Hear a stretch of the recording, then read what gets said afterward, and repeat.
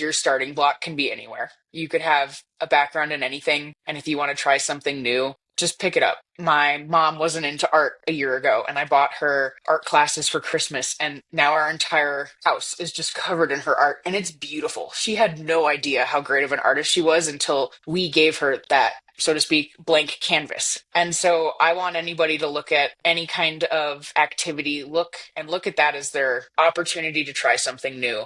This video is for educational entertainment purposes only.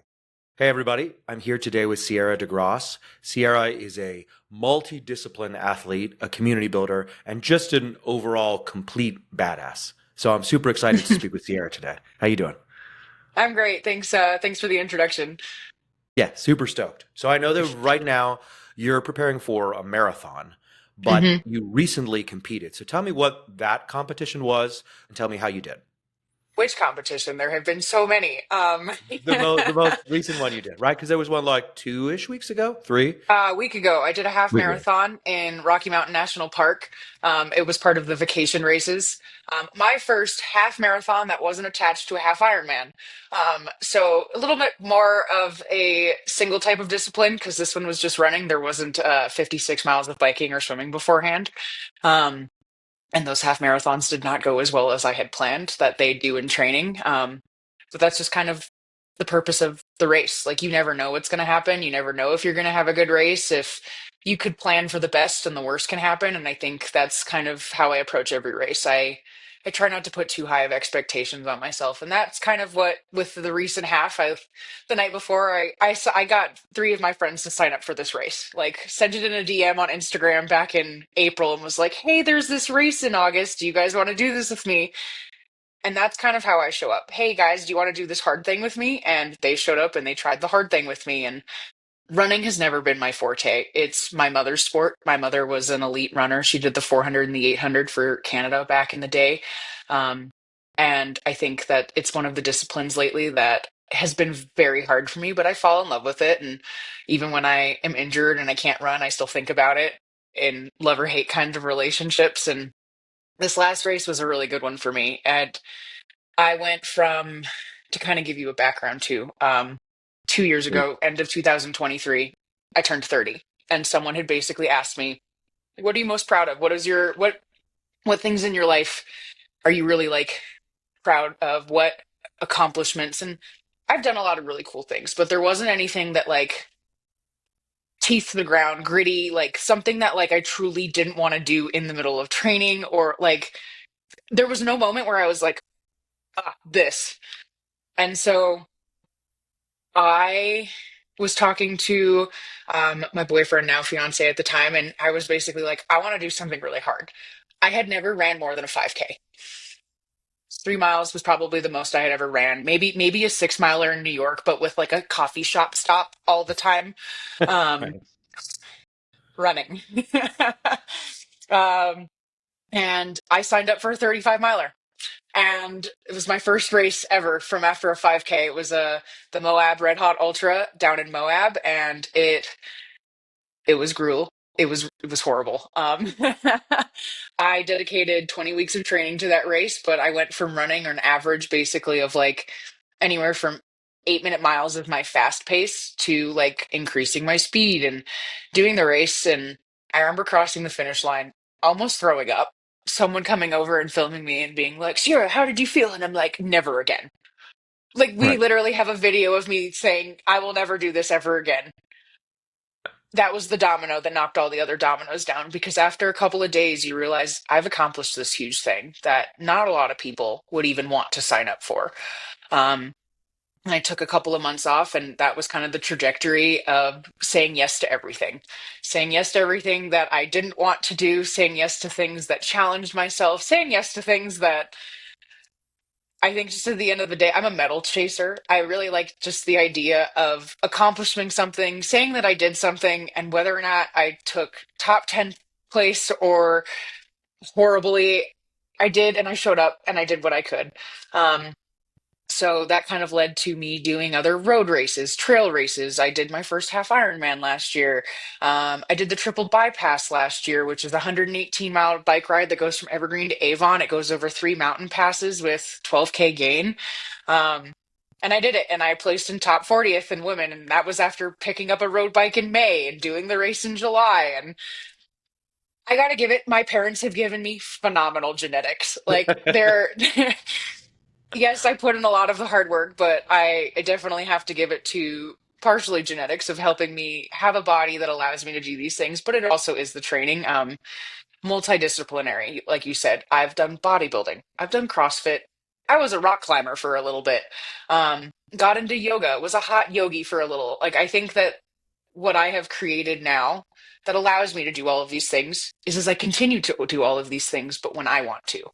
Mm. Um, I have a coach that gives me my running training, my triathlon training, but on the outside of that, if I want to do a CrossFit workout, if I want to do a Hyrox conditioning class, if I'm feeling like my body is capable of that, I will do it. Like doing a very heavy leg day 2 days before my half marathon, not a very smart idea, but we still showed up. I ended up PRing this last race a week and a half ago. It was super cool. My goal was just sub 2 hours, and to give you an idea, this race was at 7,700 feet in elevation gain, and there was like 900 feet in physical gain, like throughout this race. And I did it in an hour and 53 minutes, which for me was That's an phenomenal. awesome Like that time. is I Yeah. think like an 8:30 average pace with the incline. Um, Super shoes definitely help a lot too. So don't, ah, God, great shoe. Um, but yeah, didn't stop me. Of course, having to listen to my body right now because I pushed myself a little too hard and getting back into running. My Achilles this week have been like, no, you need rest. So it's been super cool though. I think that I know you asked one question, but there's just every race has a story to why, as to why I said yes or why I did it. And I'm doing another race in a month. I'm doing the Cirque Series A Basin race here in Colorado. It's a 9 miler. First 5 miles is up straight uphill, 3,000 feet in elevation gain. The last four are all downhill. Um, Beautiful race. The Cirque Series that puts these races on, it's not like any other race that I've done. They're tiny, they're quaint, so much hype, and the photographers are great. Like I'll be walking uphill and I'll see a photographer and I'll just start running because like you want the action shot, and they are Yeah, the you got to get most that shot. beautiful action shots I have ever gotten of myself. So they've created an experience. They make anybody who could be hiking uphill feel like a runner. To wind it back a little bit, that was amazing. No, no, please give me everything. So you said when you were 30, you made this decision. Does that mean prior to that you weren't really involved in physical culture in any way? Or was it more that this became the moment to do something hard, like you said? This is when I discovered type 2 fun. That's for Yeah, sure. yeah.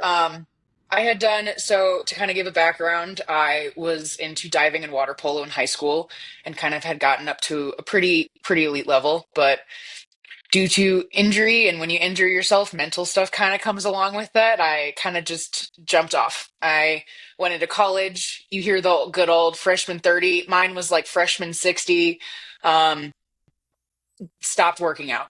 I ate Domino's and ice cream every single day for an entire semester.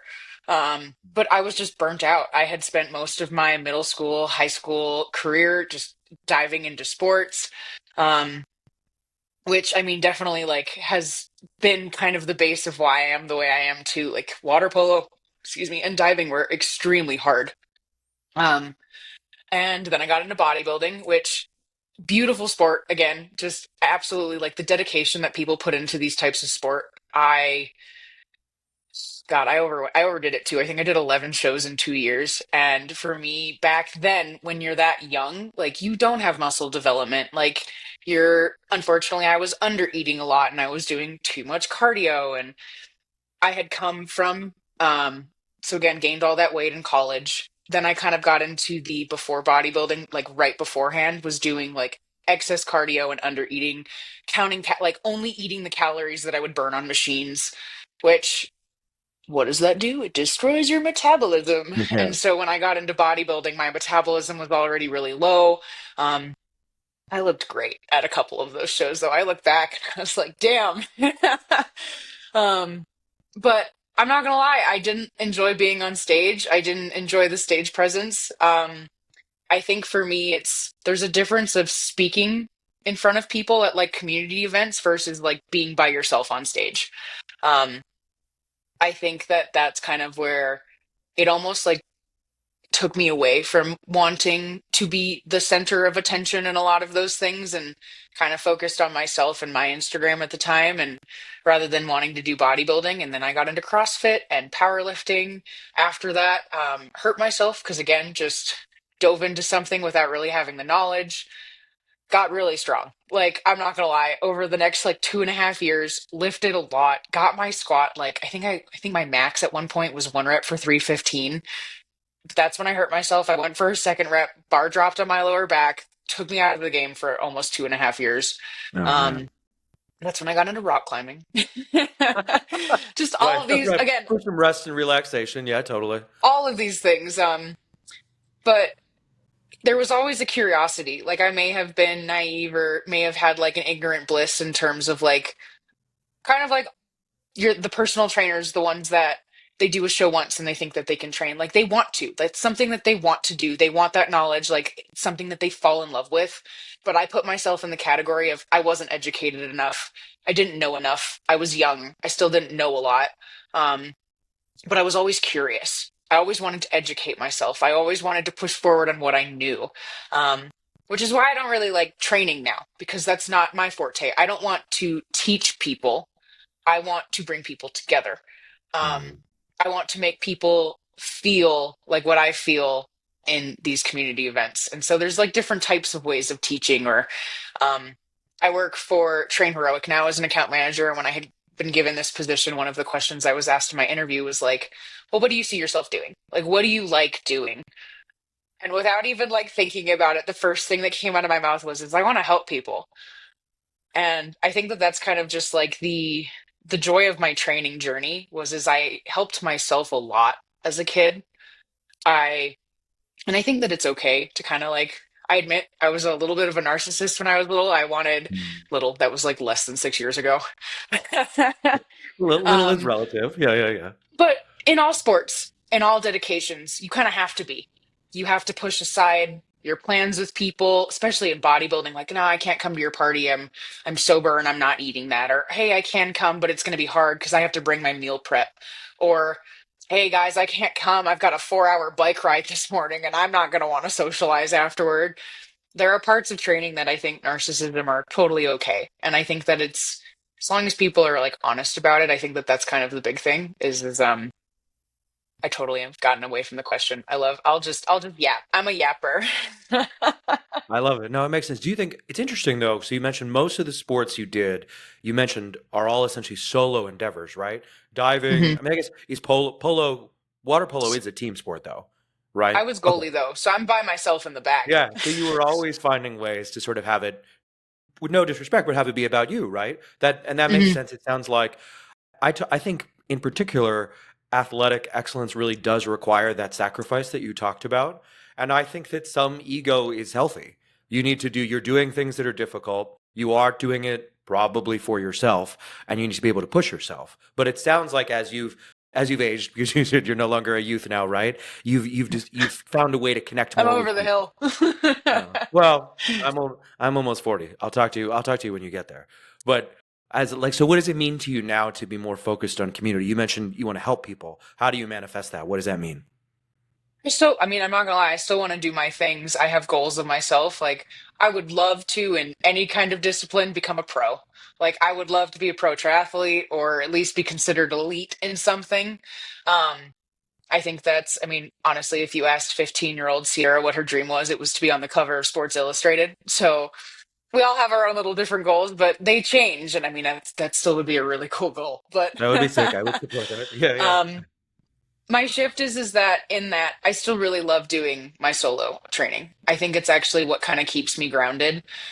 What people ask what I do in my free time, it's honestly the solo training because I am a go, go, go, go, go person. I can't stop. You can ask my fiance. He tells me to say no more, but I end up just saying yes more. Um, I think that I've been given a lot of opportunities lately to do a lot of things because of the things I've done, and community work is how I can give back. I want to, I'm so grateful for everything that's given to me that I don't know how I can give that back in a way because like how do I give back to Lululemon that's giving me all of these really cool outfits? Well, hey, let's collaborate. And I want to let people know about this really cool company. Of course, like people hear that, like they know like they hear it and they automatically know that like what Lululemon is. But do you know the team that works behind it? Do you know the people that are actually behind the counter helping you with all of their things that dedicate themselves to this company? And so by bringing them to these events, like I had three new Lululemon employees come to one of my events today, and they're like, I want to come to your future events. Like, do you host Hyrox events? Do you host this? And that's what I want to hear. I want to hear what people in our community want, just like what I've asked and what I've wanted. And I want to help them get those. Whether it's a silent disco yoga night or a movie night or a Shrek rave. I want my gym to help host these types of things. Not because I I want to have to necessarily. stop you. I'm sorry. What is a Shrek rave? To give You me never like I heard of have a to know. Shrek rave? I have not. I mean, I know about layers and onions, but I have not been to a Shrek Uh, rave. No. apparently, it's a thing where like these people in like dark warehouses like just all dress up in Shrek outfits and costumes, and then they rave. Oh, that sounds sick. Yeah, yeah. Okay. I want to go. I want to Yeah. go to one so badly. Well, you have to make it happen, right? It sounds like you've got the venue. You just need the occasion. But I think for in terms of community work, what I love so much about it is that you never know the type of people you're going to attract. You never know where someone's coming from, what they've gone through in their entire life. Like I every time I host an event, one of the first questions I ask is whose event? Wow, wording is hard. Who's their first time at an event today? And like you'll get like a fourth of the room to raise their hands. And I'll get the entire it was like let's give a hand for everybody that just raised their hand. Because it's first all when you don't go to these types of events and you see them or like you see a photo of me at an event, they're like, I'm not going to be able to work out like the way that she's going to. Like, I don't want to go to those types of things. But I think that that's the step. That's that uncomfortability that I told you about earlier. Like, it's showing up. It's the first step of like, well, you signed up. Now, can you get to the starting line? And these community events for me are kind of like starting lines for people. People say that they want community. People say that they want friends. But a lot of the time, they're scared. They don't make that step to come to these types of things. And that's what I'm trying to open the door for people to let them know that we're not competitive, we're not exclusive. I want you to come to an event, and whether or not I talk to you or that's what I want to encourage people to introduce themselves to people. If you see someone in a corner that's not talking to anybody, go over and say hi, ask them where they're from. Um, so that's something I do that I try to get these people to do is every single day when I wake up, I tell myself I have to compliment at least one person. And whether that's going into a coffee shop and telling someone I like their haircut or complimenting some earrings, it allows me, A, to be much more aware of my surroundings. A, I come into my day with a much more positive attitude. And B, I never know whose day I'm going to change. And this woman at Chipotle was so kind to me the other day. And I was just like, you have such a happy demeanor. And she was like, thank you. She's like, I have actually had a really shitty day.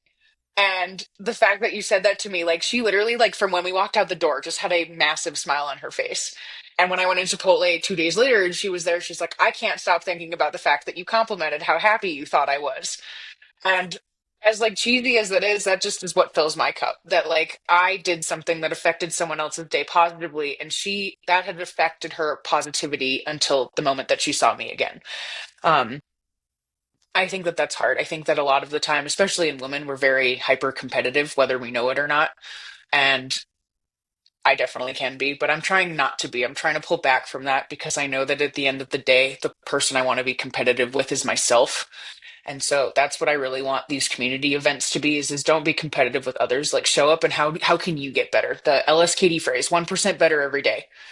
Don't compare your 1% to someone else's 1%.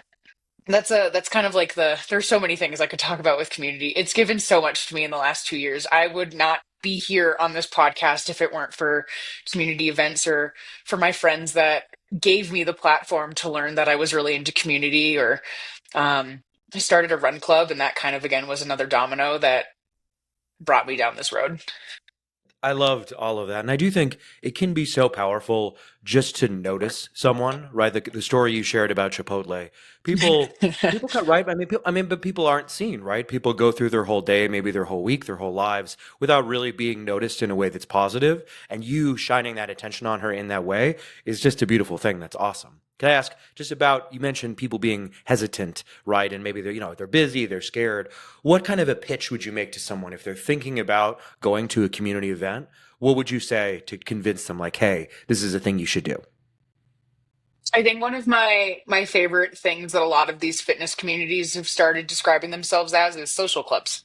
Like how you have the Soho House in New York, or you have different clubs in different areas. We're just that, but with the fitness aspect. And I think that honestly, this generation, the 2020 years, are very much more fitness than it has been in any time. I think COVID pushed a lot of us to want to get fit. We're seeing a lot more fit people on Instagram. Like, we are taking care of our bodies a lot more than we have in the past. And I think that's been really cool. But there's also that entire percent of the population that might not be their jam.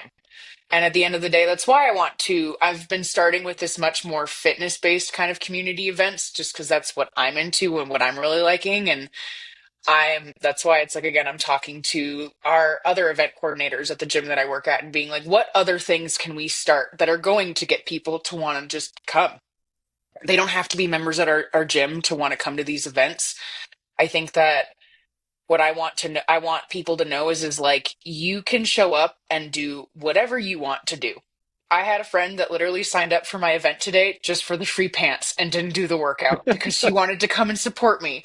And that was the effort she put into today. And I still loved that because like she doesn't come to my events ever. And but again, it's she sees the work that I'm putting in and wanted to be there to support, but didn't want to do the workout. And that's okay. I'm not going to tell anybody not to do it. Um, I think that's the hard part too is that you will go and you'll see these workout videos and you're like, "Holy crap, that dude's doing muscle ups when we were just told to do knee ups." It's like he's pushing himself. Like his friends are around razzing him and cheering him like he's going to Right. do what he wants to do. We're not expecting that of anybody else. I want people to again show up, wear their cute matching fits, take the photos after the event with people they don't know.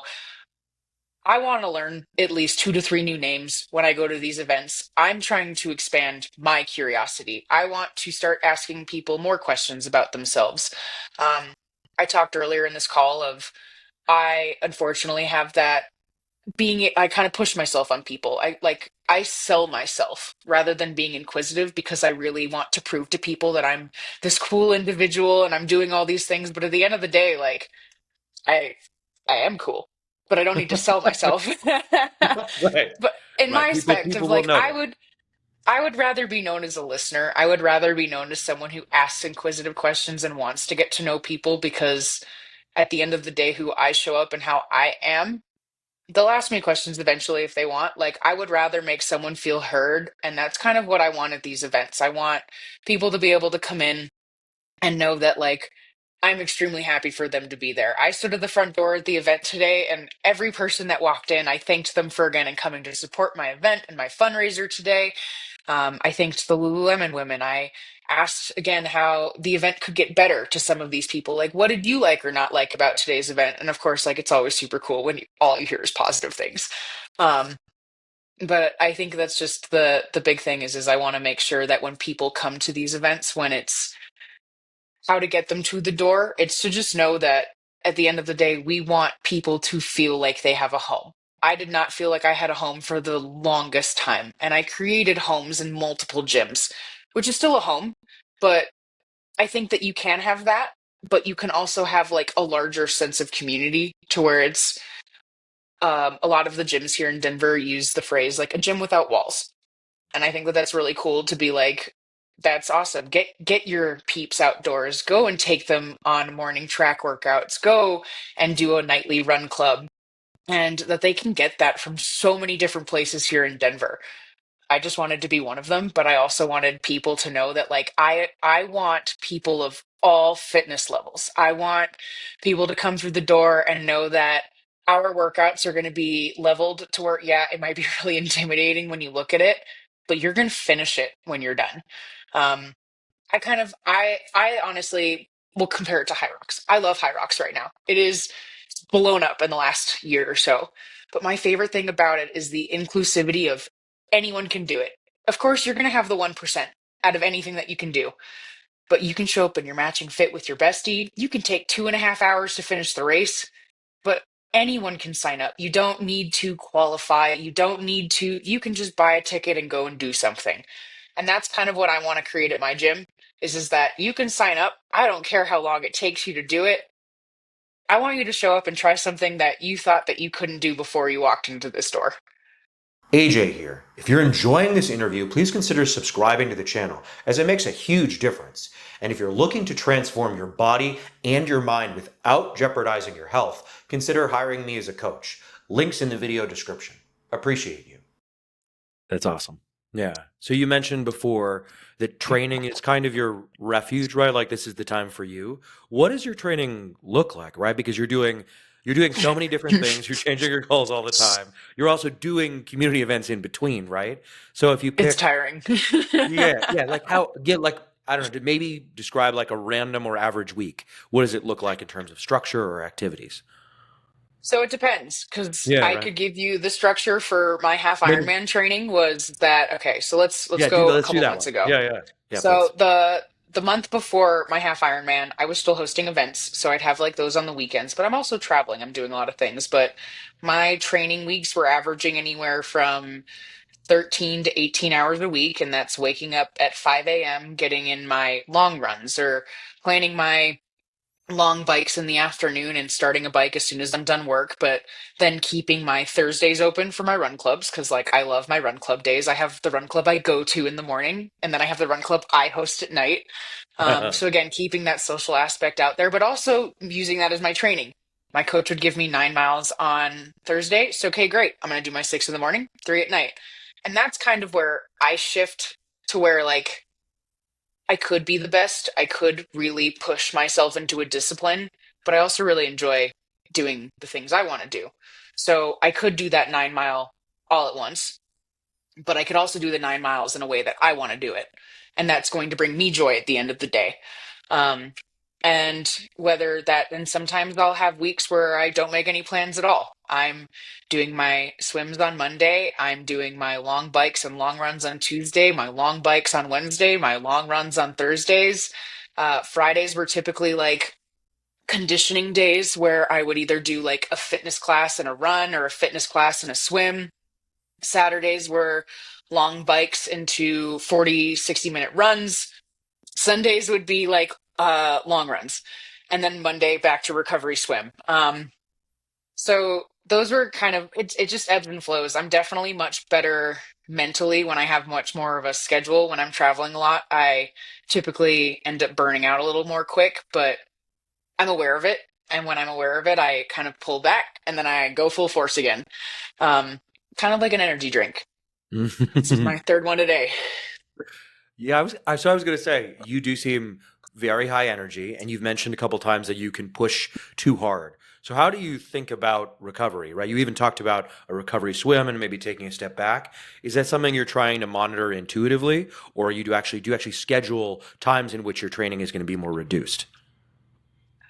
Definitely structuring in deload weeks. That's kind of a big thing. I think some back again, like not being aware, like when my coach would give me a deload week and being like, no, I can push harder. And then understanding that 2 to 3 weeks later, when I'm just absolutely gassed, that that's what the deload week was for. Um, and just always being very like intuitive with my body. Like I was supposed to go into full force again in marathon training this week. I tried. I tried getting into my runs, noticing I was stopping a lot, noticing that parts of my body were in a lot of pain. So I pulled back. I do try to schedule in recovery time. I have a really cool membership to Sweat House here in Denver, which is the hour of saunaing, cold plunging.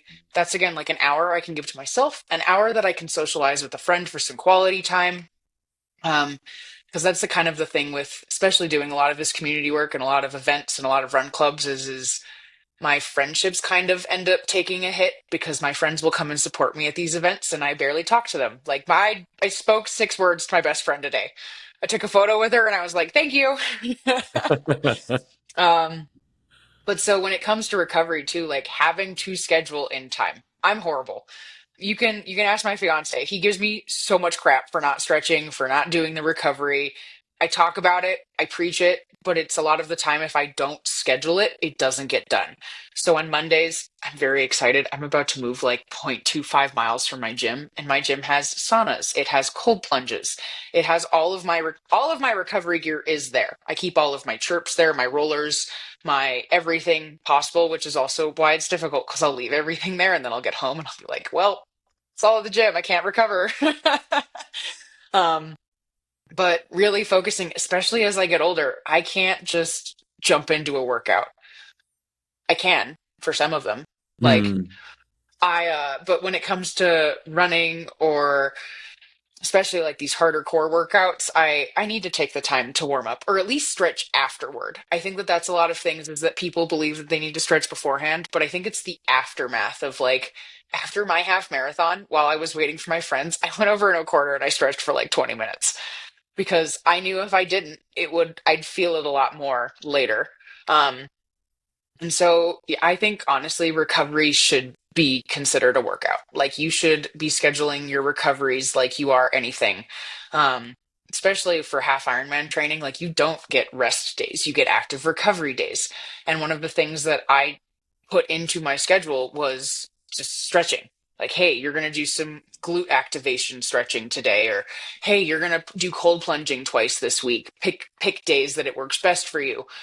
And if it doesn't fit into my schedule, how do I fit it into my schedule? Oh, well, I made plans with so and so on Thursday. Well, hey, do you want to come and go to Sweat House with me? Do you want to come do this? Because this is what's really important and I need to get done, but I also really want to see you. Um, and it's a good problem to have. I never used to have that kind of problem. Mhm. But yeah, as I've gotten older, I'm definitely realizing that like deload weeks are important. Recovery is important. In all honesty, of these 13 to 18-hour weeks, I should be doing 20-hour weeks with 5 hours of just recovery. Um, that is definitely the more important part that I should be utilizing into this types of training. But of course, it's hard to find the time, right? You have to schedule Mhm. it, like you said. Do you think about food as part of your recovery? I mean, you mentioned gaining weight during college, right? But you must be so active now. I don't know. I wonder, yeah, just tell me a bit about your diet and how you approach that. What diet? Pause. Yeah, right. Yeah, that was kind of what the vibe I thought. I was like, where, when, but yeah, please. I have friends that are like, you should do a what you eat in a day, and I'm like, people don't want to see that. I am sometimes I am the most unhealthy eater. Sometimes I'm an extremely healthy eater. Um, I'm going to kind of take a step back because I know you asked the question about food. We're going to go back to that. Please. You asked earlier, like, what kind of training I'm doing, right? Hmm. I have anything from endurance workouts to Hyrox to adding CrossFit or performance or pump workouts. I go to the gym and I do some bodybuilding.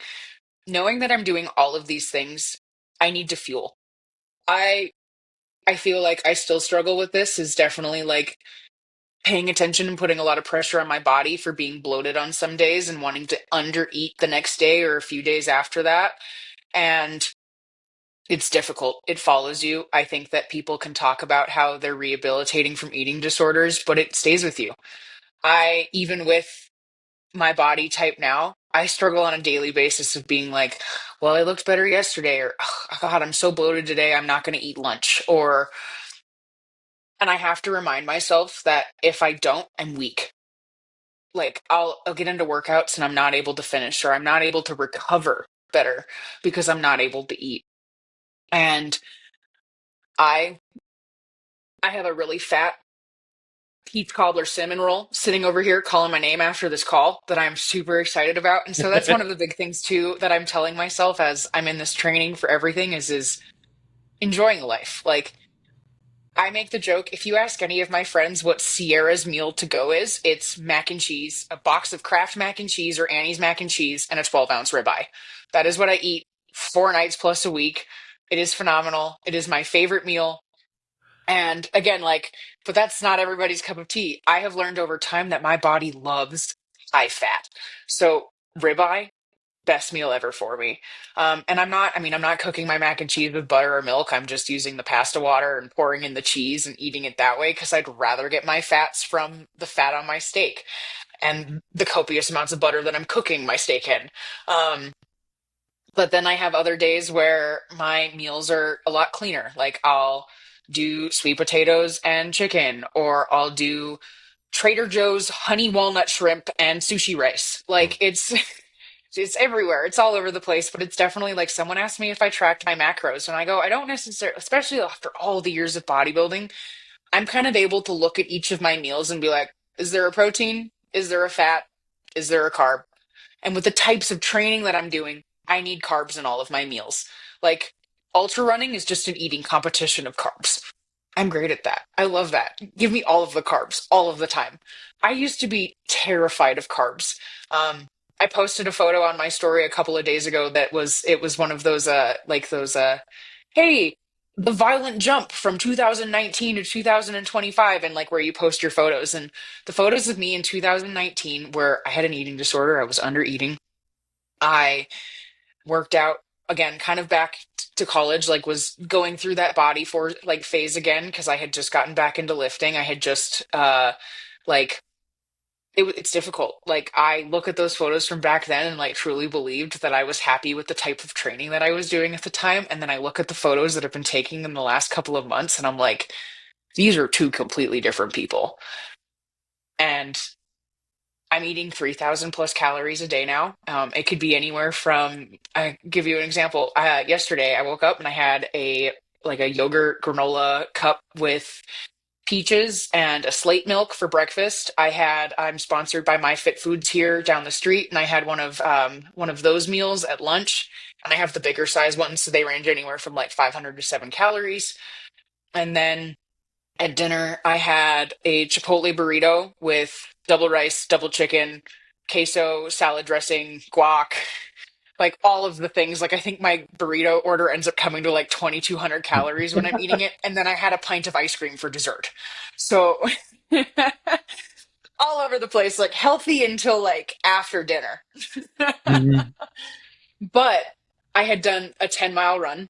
I had done a berries class at lunch. Like I needed the calories. And I have been lifting since 2012 in a way of like what I've been doing. So like I have that muscle maturity. My body bounces back from those kinds of foods. I'm not lactose intolerant, knocking on wood. I never want to not be because ice cream is my favorite snack of all time. Um, but I think that I definitely can be disciplined. I can focus. One of the things that I don't necessarily share a lot on Instagram is I actually use weed to help with a lot of my training at the very beginning because I don't want to eat as much as I should be when I'm getting into those heavy hours of training. And especially when you're just exhausted at the end of the day, like I want something to help wind me down, but I'm also then utilizing it to be like, okay, I've been using this, and now you kind of get to a point where it's like, oh, I'm overeating now. I'm doing a lot, like, and noticing that again, that comes from the munchies, that comes from eating all the snacks. So then I'll actually cut weed off, which really then toward the end weeks of my training helps me really focus on dialing in my nutrition and going into races. Like, what do I need to eat? And a lot of times you deal with those withdrawals where you're like, you're not hungry, but I know that like with that, then I just plan my meals. Like this is what I'm eating at breakfast, have to eat this. This is what I'm eating at lunch. I have to finish it. Like whether or not I'm hungry, whether it takes me 2 hours to finish the meal, I have to get it down.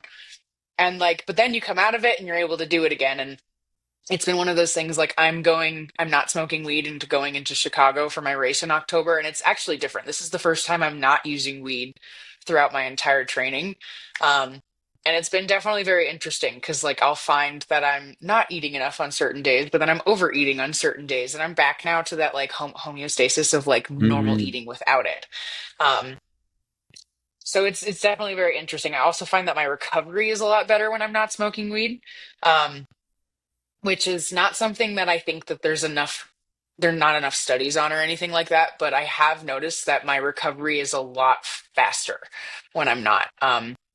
And then when I have, to give an example, my half Ironman last year in North Carolina, I was dealing with the same Achilles issues that I'm dealing with right now post race. Um, and I was able to run this week. Regardless, it was very crappy running, but I was still able to run to certain extents, like pain through the first 3 miles, able to do the last seven of my 10. Or whereas last year, throughout all of that, it took me almost 6 weeks to get back to running. Um, to where that pain followed me throughout my entire runs. I had to take multiple days off because, like, even just the pain of walking was really bad. And whether or not that was weed or just how much I pushed, it's something that I did notice.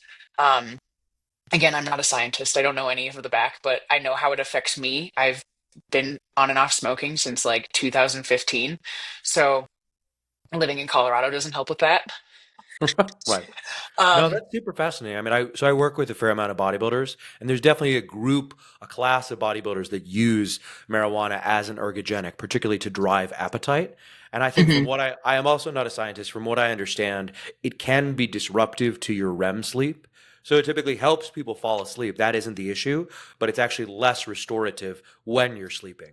But also to your point, I've worked with people who do what you do, where you kind of use it strategically to reduce appetite at certain moments because you get accustomed, right, habituated to using it to drive it. And then when you take it out, it becomes easier to eat less. So it makes sense. I mean, and again, I think you're smart to use the right tool for the right occasion.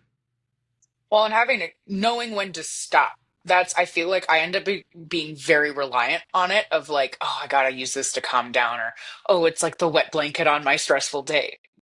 And so that's kind of been the big thing to where it's like I got to a point a couple of weeks ago that I was like, I said I was gonna stop smoking 3 months ago. And it's 3 months later and I haven't stopped yet. Right? Um, and really just having to have that conversation with myself of it's hard. I was at a party last night and someone was like, do you want some? And I'm like, I do. I really want it, but I'm verbally saying no out loud in front of all of these people because I don't want to smoke it. Yeah. And Yeah, it's a all way of of holding yourself accountable. Yeah, totally. but it's funny because then the people in the room that knew me, they're like, trust me, girl, she really wants it. That's So awesome. it's definitely one of those things that I don't talk about a lot. I don't share a lot about on Instagram about what my weed is like low key. Before, if you have ever seen me at a Hyrox competition, I'm usually a 25 milligram deep and smoking before my competition before getting into that race. And that's But it specific. Is zones that me in. because of Hyrox specifically? So what is it It's about? honestly been most races. Like I Yeah. hasn't been until recently that I've tried doing races sober. Uh-huh. But that's kind of in the past, I'd like cut it out and then like race day smoke because then it would be like I wouldn't have to smoke as much. Mm. The combination of caffeine and an indica really just hones me in. I can look at the workout for what it is. It is very black and white for me at that point of you were starting this, you were going to finish this, you were going to go through. I'm not thinking. It is like the dog with the laser pointer. I want to follow that laser pointer until I cross the finish line, and I am going to push as hard as I can. It's very mind and body muscle, like connection to mind and body. Mind muscle Yes, connection? thank you. Very mind and muscle connection in terms of like when I was doing high rocks and I am just zonked. I'm going through the motions. I can literally feel my heart rate increasing and being like, you need to pull yourself back. You are going way too hard out the gate. If I can hear my breathing, because you're not allowed headphones in high rocks either. So like you can hear your breathing. You can feel the pain in your body a lot more and knowing where it's like, okay, these are the types of things that I need to focus on moving forward.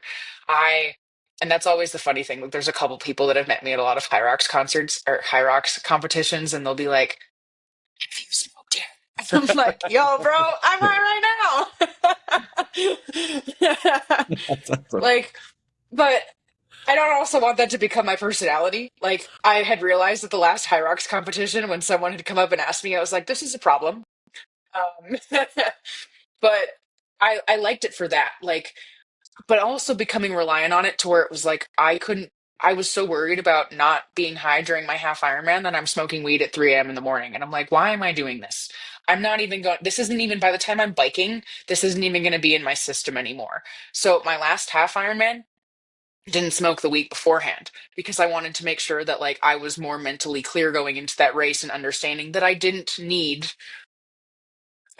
that to race. I didn't need that. But I think it's the type of discipline, right?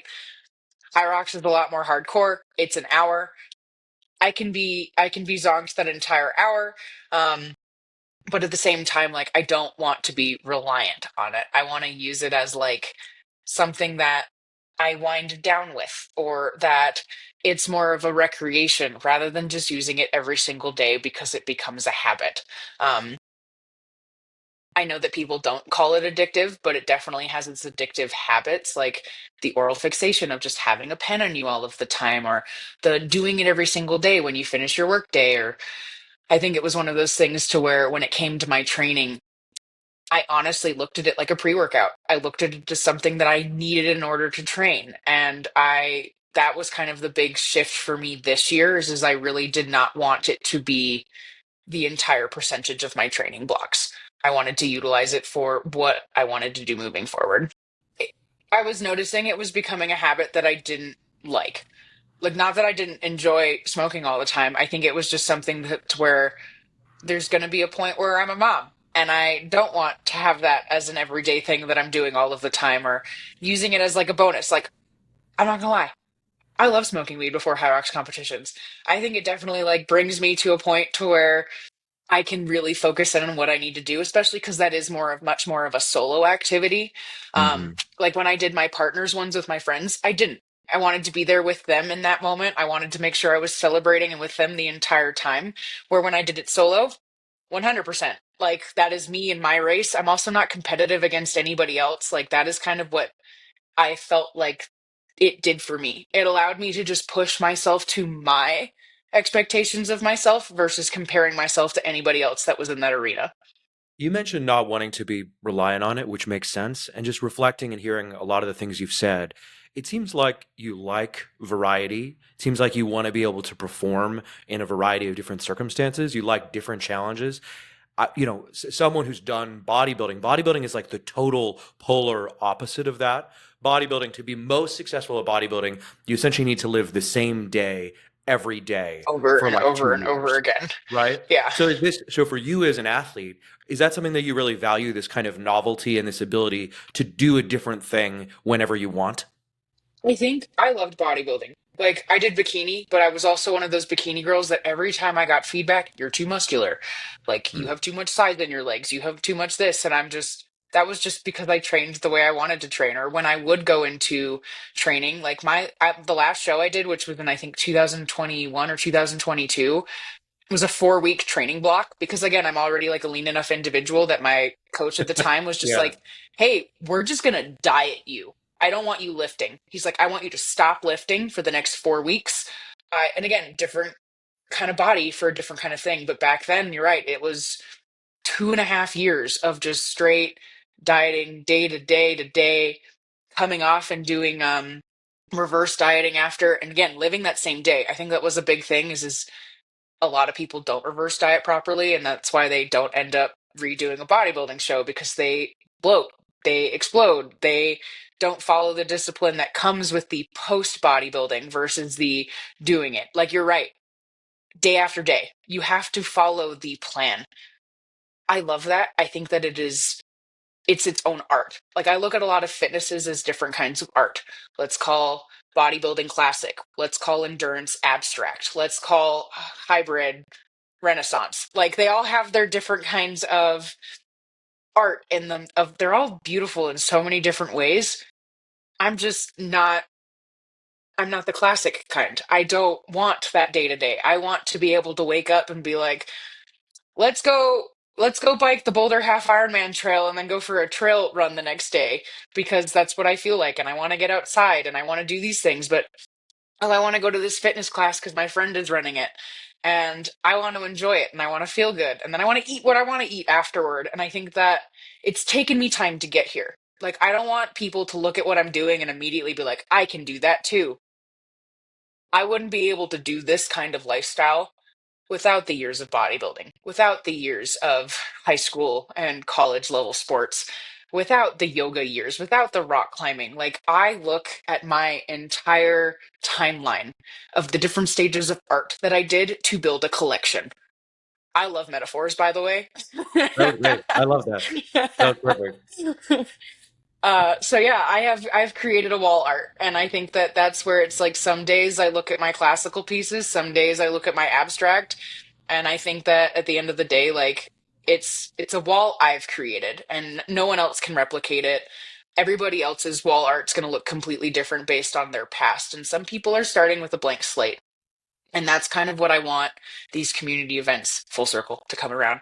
I want these community events to create for people is that I want them to look at where they've been in the past and how they can create theirs looking forward based on the people that are in these rooms. I want everybody that comes to walk through these doors to look at everybody that's in there as a different type of inspiration. What past does everybody come from?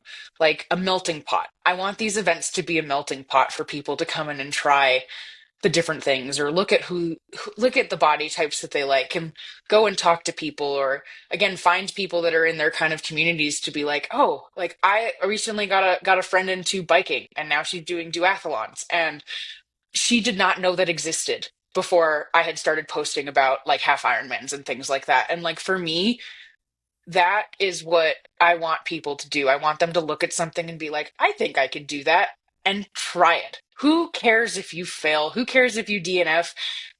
The first year I did the triple bypass, I didn't even post about it because I DNF'd. Like, and I was embarrassed about that rather than like posting about it. And it took me then applying for it the next year, buying the ticket, going through it again, and just being like, okay, I finished. Like, why didn't I share any of my progress from last year? Why didn't I tell people I failed? Um, and I think that that's the part of Instagram. We want to show the highlights of our life. We want to show all of the good things. We want to show the accomplishments. We want to show people how cool we are, right? And that's where a lot of my, if you read any of my race recaps, I try to focus on like, I'll tell people about the bad things. I'll be like, yeah, this sucked. My run was crappy. I cramped during the bike, but let me tell you about all the things that went right. Let me tell you about the things that I am most proud of at these races. Like, yes, there can be failures, but there can be positives that are taken out of the failures as well. Um, and that's kind of where, God, I have little side story. I have a friend that last year she watched me train for a half Ironman, and she showed up to my run club every single day. This person is my hero. I have never been so inspired by someone in my community that like every time I see her, I am just so genuinely proud of how she shows up to a day to day. She started coming to my run clubs, running 12-minute miles at the back of the group, and I know how that feels. There's a run club here in Denver that I'm the slowest one when I show up. It is an elite triathlon group, and they're like, yeah, it's a 9:30 pace, and that 9:30 pace runs like 8:30s, and I'm just like, guys, I'm back here. Um, but I know how that feels. So like I'd finish the run and I'd go back and meet her. And those like 10 minutes of running with her by the two of us were some of my favorite minutes from the run clubs because I'd talk to her about my failures and like my accomplishments, and then talk to her about what she was struggling with and what was going on in her life. And we had kind of made a joke that I was like, you should do a half Ironman. And this last half Ironman, she showed up and she did it. And watching her cross the finish line, I started bawling. Like literally, like I had seen her, she almost missed the time cutoff for the second lap. And I remember seeing her and her being so upset that she was past her time that she had hit. She's like, I didn't do what I wanted to do today. And I'm like, but you're here. Like you showed up today. Think about all the other people that are not racing today. Think about where you were last year. Talk to the girl last year. And you send her this video of me like watching her cross the finish line, and you can just hear me sobbing in the background of being like, she fucking did it. Like, and I don't think like that was for me is like how I talked to her and how I talked about her is like how I want to talk about myself when I cross these things. Like to be like, holy crap, like you did something. My I have a tattoo right here that says I am enough because it's one of those things that I think throughout my life I've constantly go through the day to day of telling myself I'm not good enough or kind of always questioning that. And the next tattoo under my arm that I'm going to put underneath it is I am capable. Um, my biggest thing that I try to tell people is that we are all capable of hard things, whether or not we finish them, whether or not we place, whether or not we do. And it's I have to remind myself also when watching these other people that I am capable of the hard things that I don't think I can do. If I don't think I can do something, I really have to put into like my own reality of being like, can I do it? And I'm not gonna lie, I really don't want to do a marathon. I have no desire to do this full road 26 miles in October, but I want to try. I want to push myself to a dedication that I've never done before, whether or not I want to do it this entire, because who knows, I'll finish it and be like, wow, I talked so negatively about that prep the entire time, but look Yeah. what I achieved. Or who knows, if I train for this entire race, like, I don't know who's watching my journey. Maybe someone else gets into running because of it. Like, that for me is the achievement.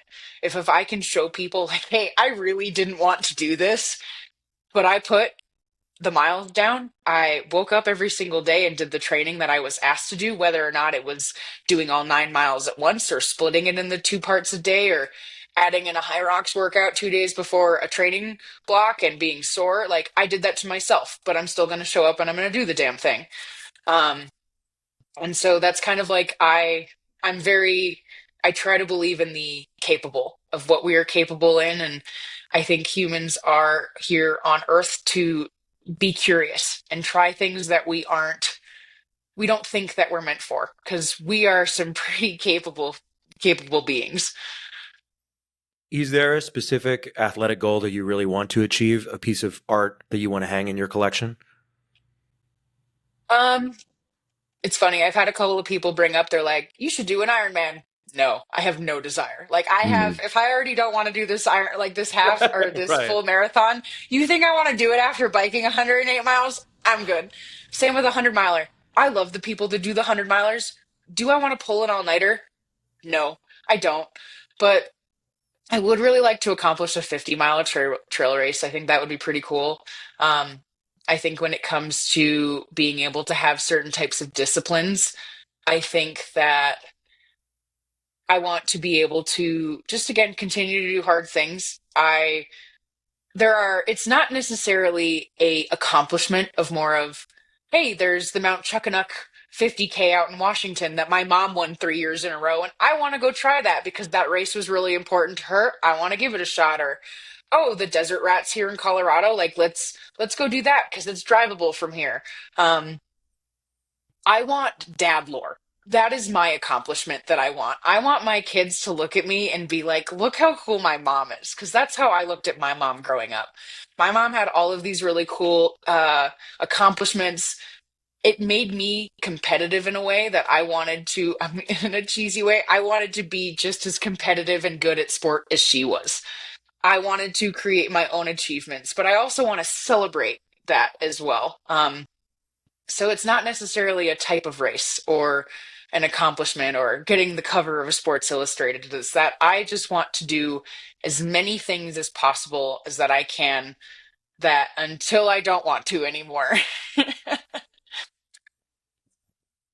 This has been super awesome. Is there anything I haven't asked you that you would have liked me to ask you? Anything you want to talk about?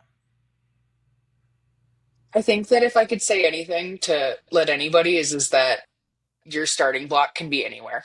You could have a background in anything, and if you want to try something new, just pick it up. Like, my mom wasn't into art a year ago, and I bought her art classes for Christmas, and now our entire house is just covered in her art, and it's beautiful. She had no idea how great of an artist she was until we gave her that, so to speak, blank canvas. And so I want anybody to look at any kind of median, any kind of activity, look at that as their opportunity to try something new. Whether it's going to a community event to meet people, whether it's signing up for a race that scares them, um, the hardest thing you can do is just show up. And if you can get to that starting line, no matter what you do afterward, you should be proud of yourself. It's hard. There are so many things that I could talk about or you could ask more of, but it kind of just all comes around to the fact that, like, I'm here because other people believed in me and other people gave me the ideas to do what I want to do. Um, there's an individual here in Denver that if it weren't for him, I wouldn't be who I am today. He gave me the opportunity to speak. He gave me the opportunity to start a run club. He gave me the opportunity to start coming to these events where I learned, like, I liked I liked being the MC. I liked hosting these events. I liked being able to give that platform to people. And if it weren't for one person letting me know that I was capable of those things, I wouldn't have seen that in myself and being able to say out loud that I am capable. Because in all reality, I remember the first time he brought it up, I was like, I can't run a fun club. What are you talking about? I barely ran my 35K. Like, and I think that that's what I want to be for people, but I also want people to know that they can create their own platforms without those people. But also me telling them, you can do it. You just have to kind of get yourself there. And that's the confidence builder that I think we all need. It's like you giving that compliment to the woman at Chipotle. People need to be noticed, right? And that guy noticed that in you, and you can do that for other people too. That's amazing. Hmm. Thanks so much for taking the time. Oh no, this was great. Thank you so much for inviting me.